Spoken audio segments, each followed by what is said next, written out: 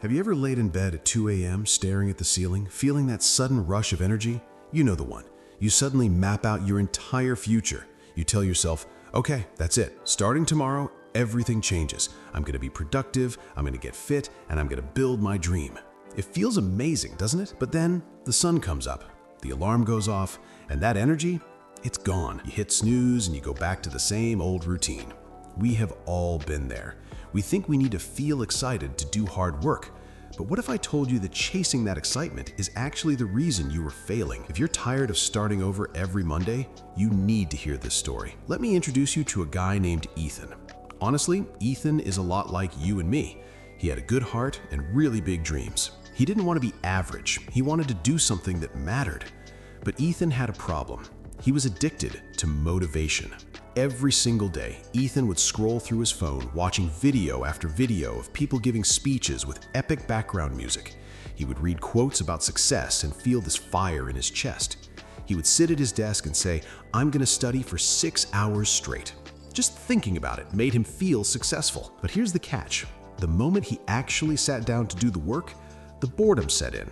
The phone would buzz, he'd get hungry, or he would just feel off.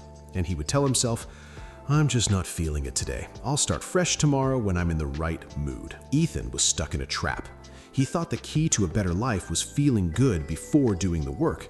He didn't realize he needed to stop wasting time on his feelings. He was building a castle on sand, and every time the tide of his mood changed, his castle washed away. Now, Ethan had a friend named Ben. Ben was kind of boring. He didn't post about his goals on social media. He didn't talk about how hard he was grinding. He just seemed to operate on a different frequency. Ethan would watch Ben with confusion. Ben got up at the same time every morning. He exercised, he worked, he studied. It didn't matter if it was raining, and it didn't matter if Ben was tired. He just did it. One day, Ethan finally snapped. He grabbed Ben by the shoulder and asked, "How do you do it, man? How do you stay so motivated all the time? What is your secret?" Ben looked at him confused.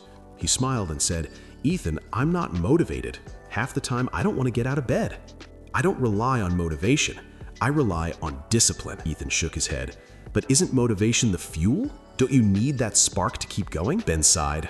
"No, motivation is like a sugar rush. It's great for 5 minutes, but then you crash. Discipline is like a slow-cooked meal. It sustains you." Ben saw that Ethan wasn't getting it, so he said, "Meet me at the river tomorrow morning before the sun comes up. I want to show you something." The next morning was freezing. The mist was thick over the water. Ethan was shivering, regretting that he even agreed to come. When they got to the riverbank, they saw an old man sitting there. He looked ancient, with hands that looked like they were carved out of wood. He was a fisherman. He was casting his net into the icy water, pulling it back, checking it, and casting it again. He did this over and over with a calm, steady rhythm. Ben walked up to him and asked, "Grandpa, tell my friend here about fishing." The old man looked at Ethan. "You see this river, son? I'm here every single day. Some days the sun is shining and it's warm. Some days, like today, it cuts through your bones. Some days I catch 100 fish. Some days I catch nothing but old weeds." Ethan asked, "Why do you come on the bad days then? Why not just wait for the good weather?" The fisherman laughed, a deep, raspy sound. "Because, son, my family needs to eat every day, not just when the sun shines. If I only threw my net when I felt good, we would have starved a long time ago. This isn't a hobby. It's my responsibility." He looked Ethan dead in the eye. "You young people wait for a lightning strike of inspiration, but lightning vanishes in a second. I'm more like a fire in a wood stove. I burn slow, but I burn all night long." Then the old man pointed to a tall grove of bamboo growing near the water. He asked, "Have you ever heard the story of the Chinese bamboo tree?" Ethan shook his head no. "Well," the fisherman began, "there was a farmer who planted a bamboo seed.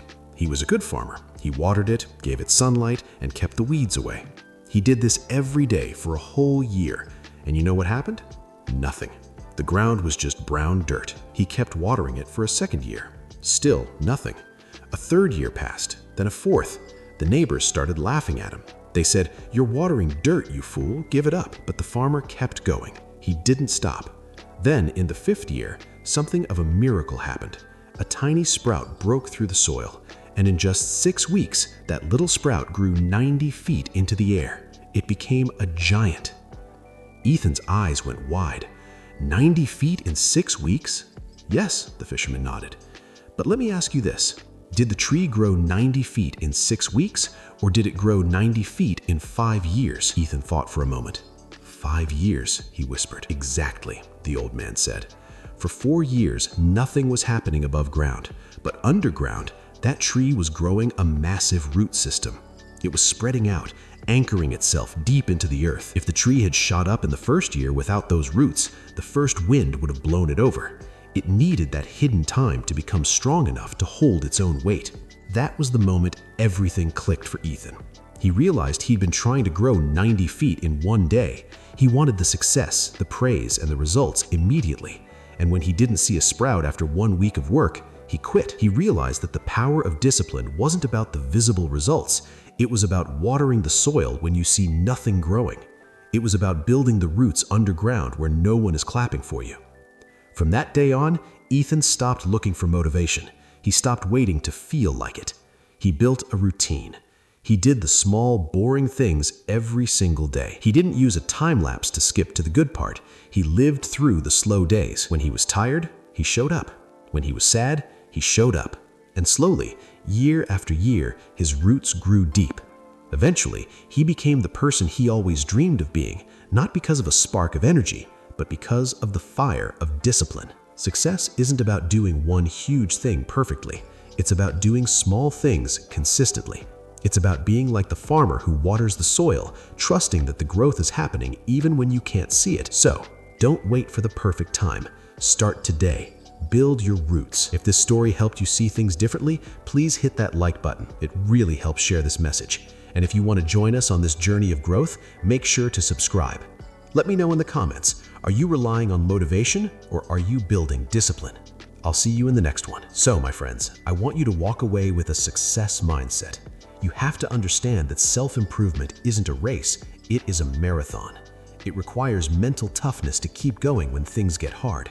If you focus on your personal growth and stick to your daily habits, you will stop overcoming procrastination and start living. It all starts with a simple morning routine and a promise to yourself to achieve your goals. This isn't just a story, it is a life-changing advice that can turn your life into your very own success story.